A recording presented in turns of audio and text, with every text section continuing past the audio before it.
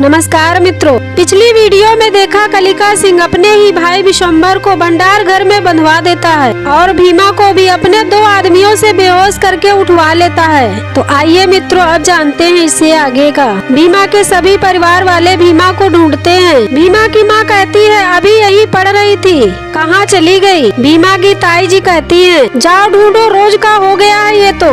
दिन में अगर बाबू साहब की प्रतिष्ठा के साथ खेलेगी तो रात में वो लोग मार भी देंगे तो कम है। भीमा की माँ रोती है और वो सभी परिवार वाले भीमा को ढूंढने जाते हैं। उधर कलिका सिंह भीमा को लेकर जाता है। भीमा के माता पिता और सभी परिवार वाले भीमा को ढूंढते हैं। कलिका सिंह भीमा को लेकर बीती बातों को सोचता है और कहता है जा भीमा, अब जाकर मर, और मरने के बाद ऊपर जाकर जरूर सोचना कि छोटी बिरादरी में पैदा होने के बाद बड़ी बिरादरी से उलझना कितना बड़ा अपराध है। और उन आदमियों से कहता है जाओ इस भीमा को फेंक आओ नदी के बीचों बीच और खत्म करो इस भीमा की कहानी को। वो लोग वहाँ से भीमा को लेकर चले जाते हैं और नदी में फेंक देते हैं। भीमा की माँ आवाज सुन लेती है और कहती है मेरी भीमा के साथ कुछ नहीं हो सकता है। भीमा के पिताजी भी आ जाते हैं और पूछते हैं क्या हुआ?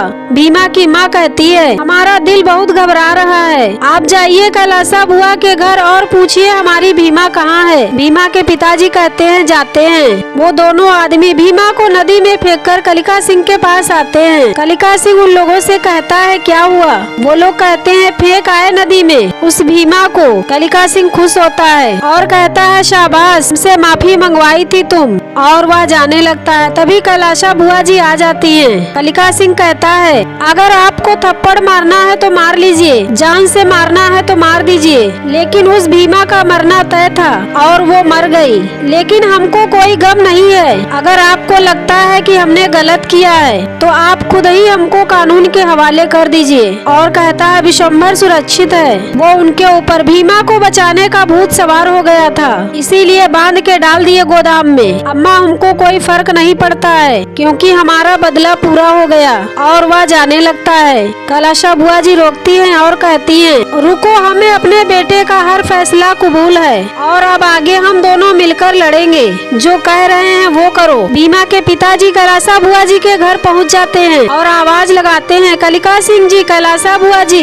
कैलाशा बुआ की बहू बाहर आकर पूछती है क्या हुआ, क्यों आए हो? भीमा के पिताजी कहते हैं हमारी बेटी गायब है, उन्हें बुलाइए। और आज दिन में जो हुआ पता नहीं, गुस्से में वो सब क्या करेंगे। कैलाशा बुआ के परिवार वाले जाने को कहते हैं। भीमा के पिताजी कहते हैं हमें मिलना है उनसे, बुलाइए ना। कैलाशा बुआ की बहू कहती है कोई नहीं है अंदर, कहाँ से मिलवाए, और बड़े बदतमीज इंसान हो तुम, जाओ यहाँ से। भीमा के पिताजी कहते हैं हाँ हैं हम बदतमीज, बुरे हैं, हमारी बेटी गायब हुई है और आप सबके सामने हम शराफत दिखाए, बुला दीजिए। कलिका सिंह की पत्नी कहती है नहीं बुलाएंगे। भीमा के पिताजी कहते हैं कहीं ऐसा तो नहीं है कि वो अंदर है ही नहीं, क्योंकि हम छोटी बिरादरी की आवाज सुनकर वो तुरंत बाहर आते थे और आज नहीं आए हैं, और नहीं है इसका मतलब उन्होंने ही किया है। और बहुत दुखी होकर कहते हैं कि बुला दीजिए। ऐसे कैसे कर सकते हैं, हमारी बेटी कहीं चली गई है और आप लोग उनको बुला नहीं रहे हैं। कलिका सिंह की पत्नी कहती है इसके चक्कर में तो हम लोगों का रात खराब हो गया है, और कहती है इसे अंदर मत आने देना।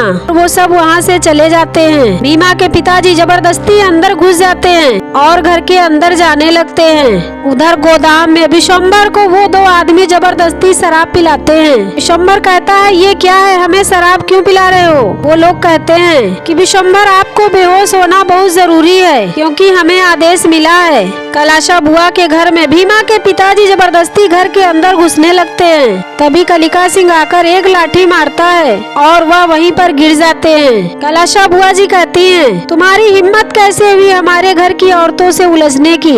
भीमा के पिताजी रोते हुए कहते हैं हमारी बेटी को कोई उठा लिया है। कलिका सिंह कहते हैं तो हम क्या करें? थाने जा, डीएम मैडम मजिस्ट्रेट के पास जा, और एक बात, अगर तेरी बेटी मर भी गई तो यहाँ मत आना। कैलाशा बुआ कहती हैं और जाने से पहले घुटने टेक, नाक रगड़ और इन सब से माफी मांग। भीमा के पिताजी सिर झुकाकर माफी मांगते हैं। कलिका सिंह धक्का दे देता है और कहता है अब जा, और आज के बाद हमारी इजाजत के बगैर यहाँ आना तो दूर, इस गर्जन कोठी की तरफ आँख उठाकर देखना भी मत। भीमा के पिताजी वहाँ से चले जाते हैं। गोदाम में कैलाशा बुआ का छोटा बेटा विशंबर बेहोश हो जाता है और वो दोनों विशंबर का हाथ खोलकर वहाँ से चले जाते हैं। भीमा के पिताजी भीमा को ढूंढते हैं और सभी परिवार वाले भी ढूंढते हैं। सुबह होती है। कलिका सिंह कैलाशा बुआ से कहता है आज का दिन बहुत ही खुशनुमा है, और बुआ की बेटी कहती है अरे भैया एक खबर और मिली है कि भीमा के साथ साथ वो धनिया भी नहीं मिल रही है। दोनों रात से ही गायब हैं। पहले भीमा और बाद में उसकी माँ धनिया। कैलाशा बुआ जी कहती हैं ये तो कुदरत का इंसाफ है, और ये बात गांव में हर किसी को पता चलनी चाहिए कि जब कोई छोटी बिरादरी का इंसान समाज की बनाई व्यवस्था के खिलाफ कुछ करते हैं तो उन्हें दंड जरूर मिलता है। कलिका सिंह कहता है सही कह रही हो अम्मा, और एक पंडित जी आते हैं। कैलाशा बुआ जी कहती हैं कलिका पंडित जी के साथ जाओ, इनकी बातों पर लोग ज्यादा विश्वास करेंगे, और गांव में जाकर सबको बताओ भीमा का इस तरह से अचानक चले जाना किसी इंसान का नहीं बल्कि कर्मों का दंड है। भीमा के घर में भीमा के पिताजी परेशान होकर कहते हैं रात से न भीमा का पता है और न धनिया का पता है। कुंदन कहता है पता चल जाएगा चाचा, और जिसने भी किया है उसका भी पता चल जाएगा।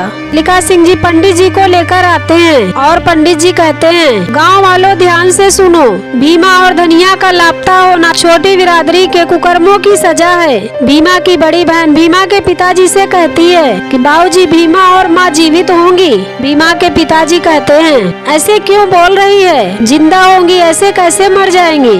तभी कलिका सिंह आकर कहता है कानून से बड़ा है कुदरत का न्याय। और इसी के बाद एपिसोड नंबर 42 समाप्त हो जाता है। तो मित्रों ये कहानी आप लोगों को कैसी लगी कमेंट कीजिएगा, और हमारे चैनल को लाइक और सब्सक्राइब कीजिएगा। जय भीम, जय भारत, जय संविधान।